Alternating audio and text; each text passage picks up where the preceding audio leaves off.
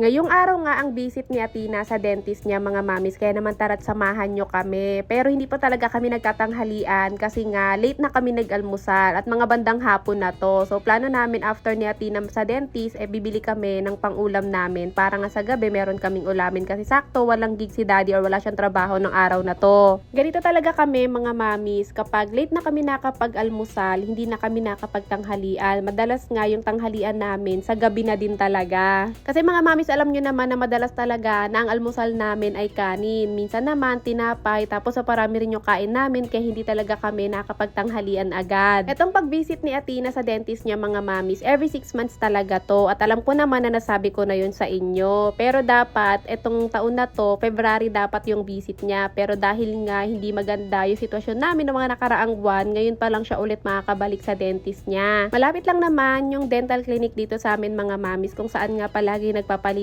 si Athena ng ipin niya. Meron din naman sa loob ng subdivision kung saan kami nakatira or nangungupahan mga mamis, pero mas prepare ko talaga dito sa may labas banda. Tapat lang to ng Kai Mall sa kabilang side. Bali ang nasa baba neto yung Baliwag. So kung alam nyo tong Almar mga mamis, makikita nyo naman agad to. Taas to ng Baliwag. Kapag nagpupunta talaga kami dito mga mamis, nagpa-schedule kami para nga mas mabilis. Pero nung araw na to, nag-walk-in lang kami. Buti na nga lang mga mamis, may slot pa kasi nga hindi pala dapat natatanggapin si Athena, pero dahil nga nandito naman na kami, tinanggap na dahil si Athena lang naman. Mabilis lang naman nalinis yung mga ipin ni Athena mga mamis, tapos tinawag lang si daddy sa loob para kausapin nga ng dentista para ipakita yung mga ipin ni Athena kung mayroon bang problema, kung mayroon bang kailangan bunutin. So after nga malinisan yung ipin niya, tumawid na kami dito sa Kai Mall para nga bumili ng mga kailangan namin. Dahil nga wala na ako mantika, bumili kami ni daddy. Bumili nga lang din ako ng pang-ulam namin, tapos dumaan kami dito sa Belgian waffle dahil si Athena gusto daw niya ng Belgian waffle. And fast forward tayo mga mamis, pag uwi nga namin, asikaso ko na yung mga ulam na lulutuin namin. Ay ako lang palang magluluto.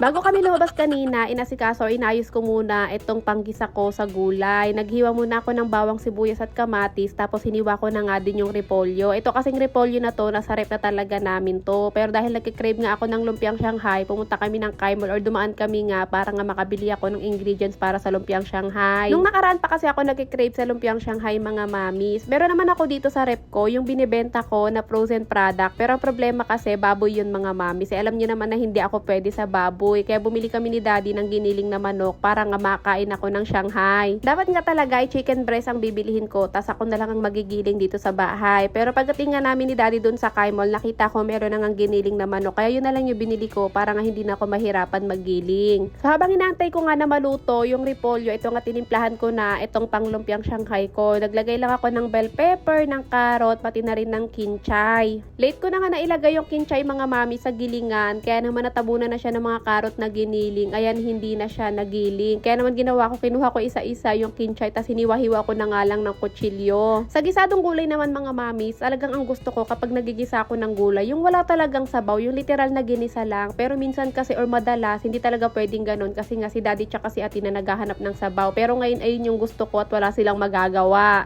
Bali, tinimplahan ko nga lang muna yung repolyo mga mamis ng asin at paminta lang. Tapos naglagay lang din ako ng 2 sandok lang na tubig para lang may mahigo pa yung gulay at maluto siya. Tapos binalikan ko na ulit itong ginagawa ko ngang lumpia. Muntikan ko pa nga makalimutan ilagay yung sibuyas. Buti na lang naalala ko kasi nandun na banda sa gilid. Tapos naglagay lang din ako ng isang itlog. Sa panimpla naman naglagay ako ng garlic powder, asin at paminta lang. Tapos naglagay din ako ng oyster sauce. Dati nung bago pa lang akong gumagawa ng lumpiang Shanghai, naglalagay ako ng cheese or keso mga mamis. Kasi yun yung madalas ko nakikita kapag merong gumagawa ng lumpiang Shanghai. Pero ngayon mga mamis, hindi na ako naglalagay kasi parang mas hinahanap ko yung original na lasa ng lumpiang Shanghai nung hindi pa nauuso yung mga experiment kapag gagawa ka ng lumpiang Shanghai. Kasi ngayon mga mamis, 'di ba, ang dami na talagang iba-ibang version ng lumpiang Shanghai. Meron naglalagay ng cheese, meron kung ano-ano ibang ingredients, meron nga naglalagay pa ng repolyo eh. So anyway mga mamis, naluto na nga yung ginisang repolyo at hindi ko na nga naipakita sa video, natapos na rin ako magbalot ng lumpia. Bali hindi na pala ako bumili ng pambalot kasi nga marami akong stocks dito dahil nga 'di ba nagtitinda ako ng lumpiang Shanghai. Meron kasi ako isang size na nabili na pambalot ng lumpia ko mga mamis na hindi ko ginagamit kasi nga ginagamit ko yung mas malaki. So yun yung ginamit ko dito kaysa naman maitapon ko to or di naman kaya mas stocks lang sa rep. So dahil nga marami din ako nagawa mga mamis at hindi ko naman maluluto lahat to, ito nga inilagay ko dito sa may plastic ko, tapos isisealed ko to para kung sakaling mag-crave ulit ako ng lumpia, meron na akong stock, hindi na ako kailangan gumawa ulit. Nagprito lang ako ng ilan na sa sapat na pang-ulam namin, tapos pang-papak na din namin. Ito nga't hindi na ako nakapagpigil mga mami, sa sobrang crave na crave ko talaga ito nga't namapak na ako. Alam niyo ba mga mamis, kahit manok ang gamit ko dito, wala talaga siyang pinagkaiba sa lasa kapag baboy ang gamit. Ewan ko lang kung na-try nyo na yon, pero i-try nyo mga mamis kasi wala talagang pinagkaiba sa lasa. Nung natapos naman na ako magluto, tinakpan ko lang muna mga mamis kasi wala pang gutom sa amin. Kasi nga ako, namapak na ako. Si daddy naman habang nagluluto ako, nagkape tsaka tinapay. Si Atina naman diba nag-Belgian waffle kaya hindi pa daw siya gutom. So dahil wala pa namang gustong kumain sa amin, gagawin ko muna yung mga dapat kong gawin. Ito nga't dumating na yung mga in-order ko na plastic bag ko kasi nga ubos na rin. Tapos maglalaban na rin ako dahil wala naman akong ibang magawa. Actually mga mamis, kakauwi lang namin ni Atina nung isang araw galing sa Bulacan. Napapadalas kasi ngayon yung pagbabalik-balik namin ni Atina doon sa Bulacan. And ngayon umuwi lang talaga kami para nga ma-schedule na or mapalinis na yung ipin ni Atina. Tapos bumalik din talaga ako sa school nila Atina kasi meron akong tinapos pa doon or meron pa akong ginawa. Babalik pa naman ulit kami doon mga mamis. Pero dahil andito naman na muna kami sa bahay, sabi ko nga itatapusin or ubusin ko na lang itong mga labahan na to para at least kahit na pabalik-balik kami sa Bulacan, hindi ako natatambakan ng mga labahan. Etong mga lalaban ko naman mga mamis ay puro kay daddy na lang to. Pero dahil meron naman akong mga inuwing labahan namin ni Atina galing sa Bulacan, isasabay ko na din kasi ilang piraso na lang din naman na yon. Sa tuwing naglalaba talaga ako mga mamis, laging merong naiiwan na mga pantalon sa pinakailalim ng laundry at puro sa akin yan mga mamis. Pinag-iisipan ko kasi kung isasabay ko na ba yan. Pero kasi iniisip ko magsasayang ako ng sabon kasi ang gagawin ko paikot sa washing drain tapos babanlawan ko muna yung mga damit ni daddy tapos tsaka ulit ako magpapanibagong laba. Dito talaga ako minsan medyo nakakaramdam ng lungkot kapag naisip ko na hindi ako pwedeng mag-multitask pagdating sa mga paglalaba sa mga damit namin. Hindi ako pwedeng magpaikot sa washing habang nagbabrush or nagkukusot. Kasi kilibete ako mga mamis, pag pinilit kong magkusot, ang mas mapupwersa yung kaliwa ko. So pag pinilit ko, wala, mahirapan na naman yung kaliwang katawan ko, kaya wag na lang. By the way mga mamis, maiba tayo. Alam nyo ba, ang laking bagay talaga or laking tulong talaga nitong hawak kong garbage picker sa akin kasi talagang naiwasan ko na yung pagyuko-yuko ko tuwing meron akong ginagawa dito sa bahay, lalong-lalo na nga kapag naglilinis ako.